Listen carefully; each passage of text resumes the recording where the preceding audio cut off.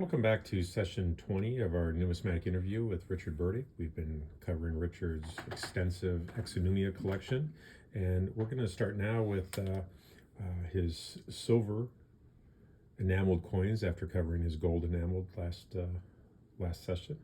What do you know about the history of enameled coins?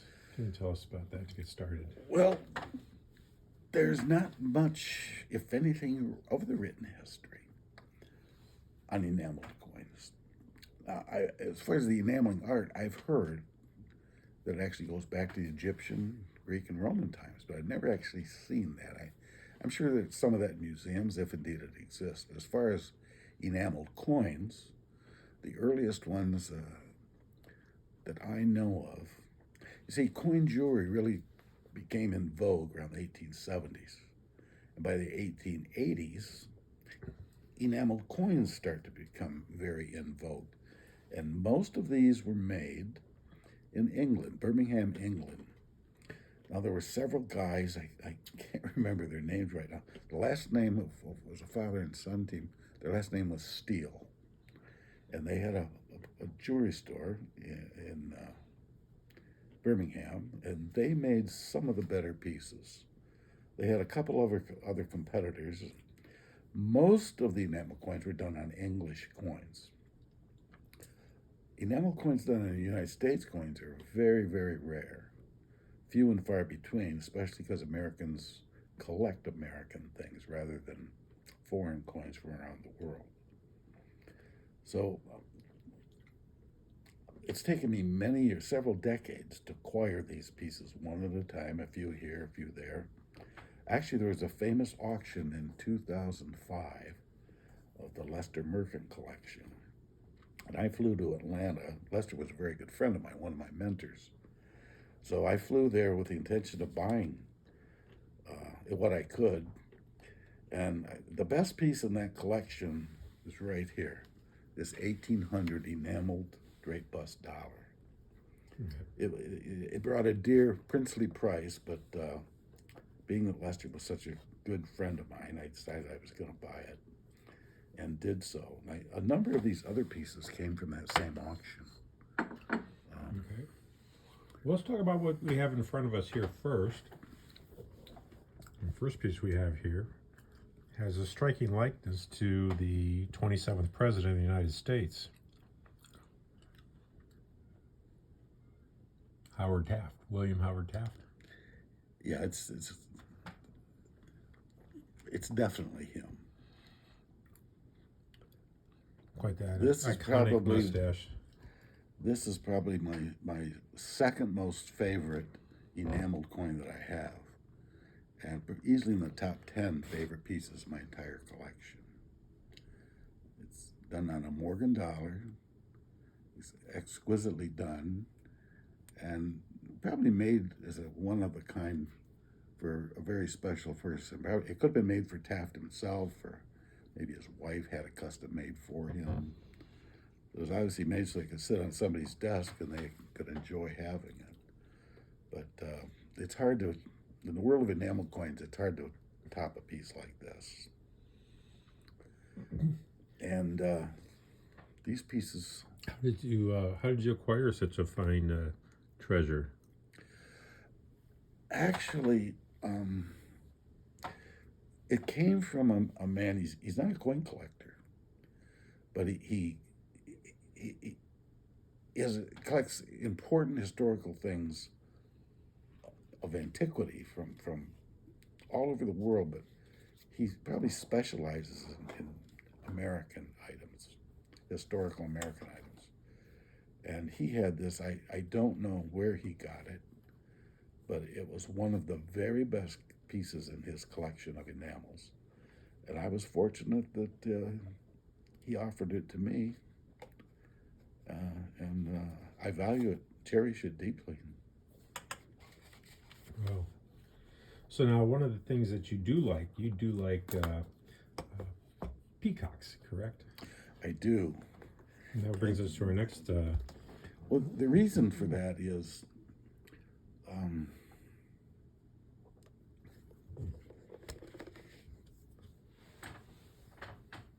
These allegedly were done by an enameler from France. I can't remember the guy's name. I just ruined this. How could I not remember his name? It's okay. Oh, Millet. Millet? Okay. Millet is attributed to being probably the best enameler out of all the guys that made these things. And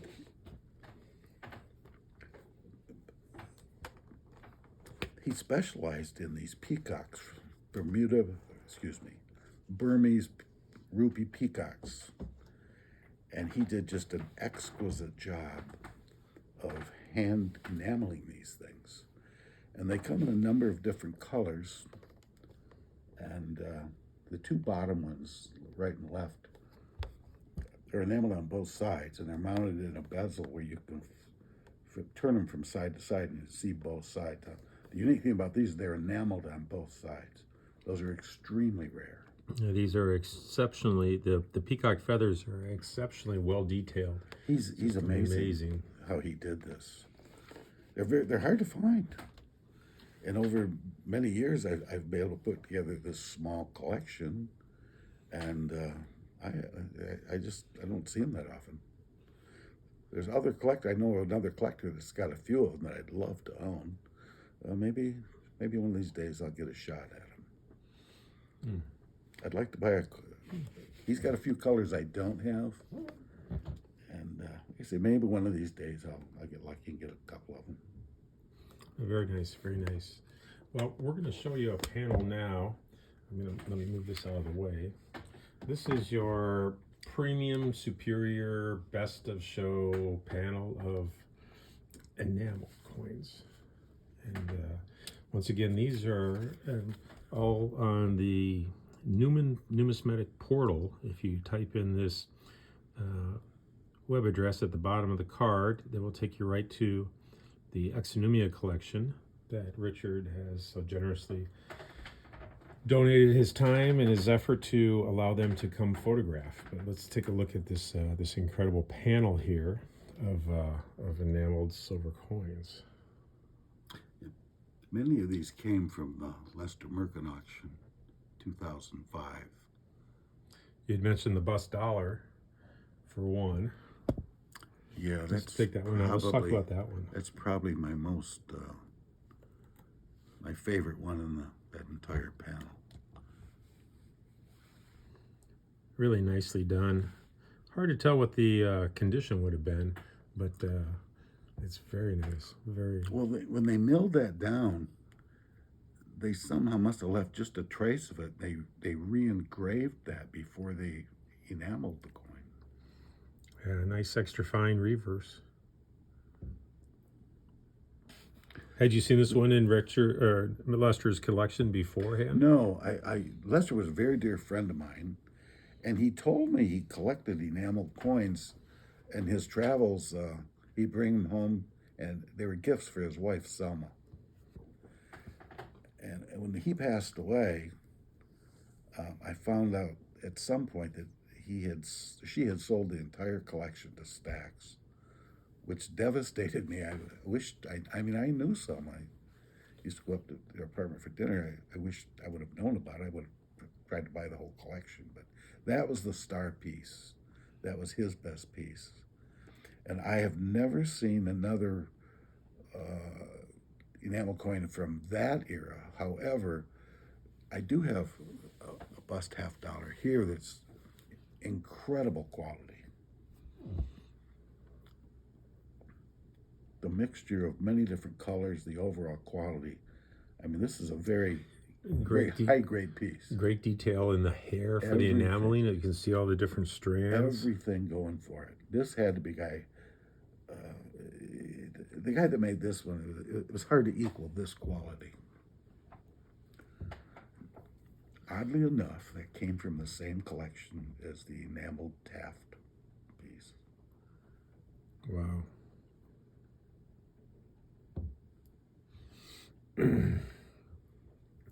So let's take a look. Yeah, here's a beautiful Morgan dollar.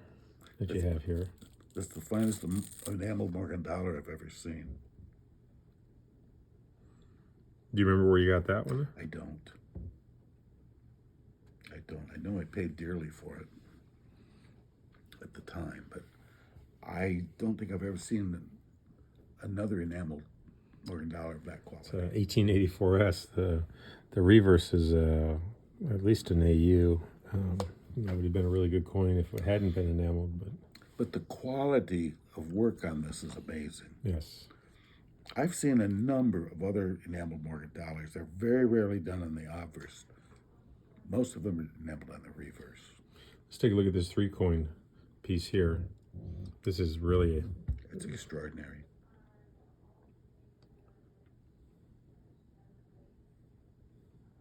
And oddly enough, it came from the same collection as the Taft enameled dollar and the bust half dollar.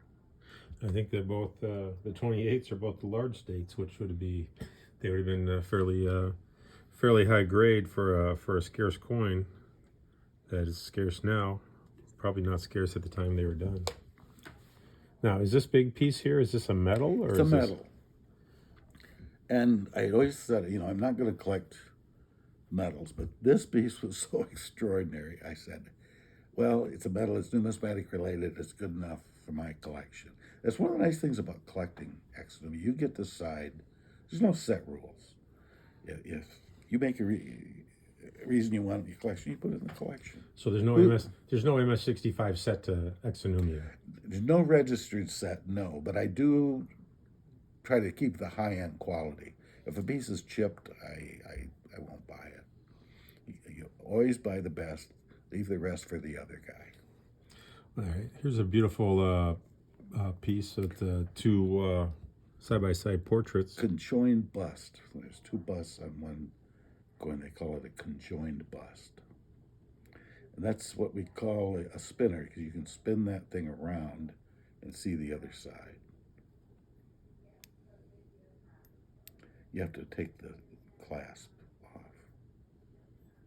Yes. So what do you see in the inscription on that side? On this side, it's British 1693. Okay, 1693. That's probably James II and his wife, I think. William and Mary? William and Mary, the William of Orange. I'm not sure how to read the well, date, they came to power just before the Jacobite War. Because James II was actually the King of England and went to war in Ireland. James II was the Catholics, and William of Orange and his wife were the Protestants who ended up winning that war and were given the throne of England. Here's a beautiful... That's one of my very favorite pieces, is this conjoined bust. Here's a beautiful trade dollar. That was from the Leicester Mercant auction.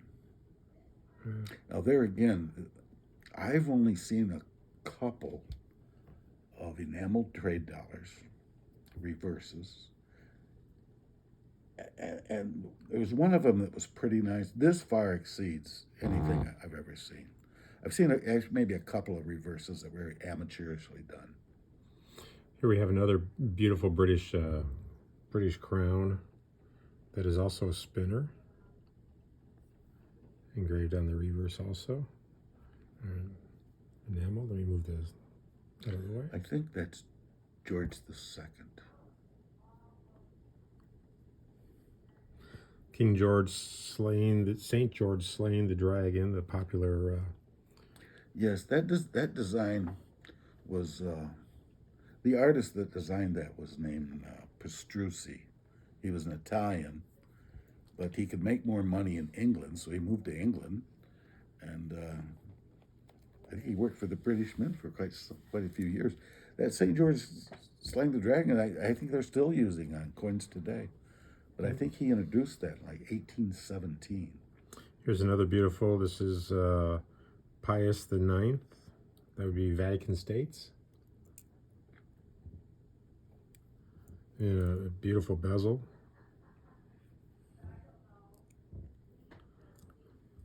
Now, tell me about these two dogs here. We have two dogs. I'm going to show you one of them at a time. That's a pug. Yeah. This is enameling too, or is this Yeah. some other type? I How rich one must be to have enameled portraits of your dogs painted. That's a border collie. Very nice, very nice. And here again, both of those dogs came from the same collection. So here's a pretty coin that's Oh, that was beautiful. it's on a one penny. So it's a copper coin that's been gold plated and enameled, and it is a spinner also. And I don't think we can take this out. We're not going to try to take. We're not going to switch that. But it's beautifully engraved on the back. A present from Sousta for a good aunt. So obviously someone had this made for their aunt. It's strange how I South acquired that. Sea, actually, excuse me. A present from the South Sea for a good aunt. Very nice piece, even though the host coin is very cheap, but the workmanship is absolutely exquisite. I found that there was an ad in Coin World that had a color picture of that, and I was stunned by the photograph. It was coming up in an English auction, and I kind of made up my mind I was going to buy that piece, and I did. I mean, you see a picture of it in Coin World, Right. advertising an upcoming auction. I'm very thrilled to get that piece, actually. All right. Well, hey, we're going to take a little break here, and we'll be back to talk some more about the rest of the enameled pieces here in Richard's #1 silver enameled tray. And once again, if you like our show, please like and subscribe. Thank you.